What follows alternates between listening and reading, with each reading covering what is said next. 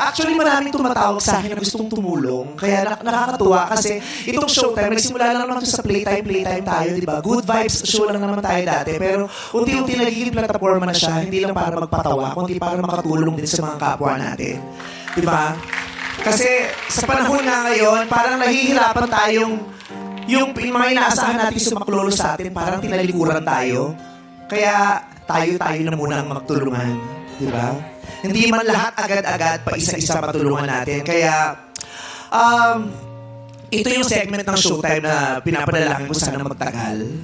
Sana magtagal siya. Sana, tutukan niyo po itong segment na to kasi alam niyo naman po kahit maganda ang intensyon namin, pag hindi nag-work sa panlasa ng mga manonood ang segment namin, kailangan namin palitan. Sana po hindi mapalitan to, kaya sana po tutukan niyo itong segment na ito, panoorin niyo para makatulong sa ratings namin dahil sa gusto natin ay mahalaga pa rin po yung ratings, kaya sana tulungan niyo po kami.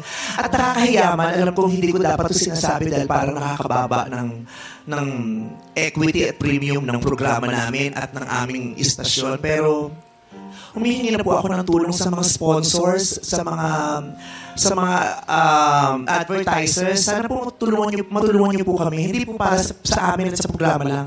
Para ma-extend po namin yung help sa mas marami.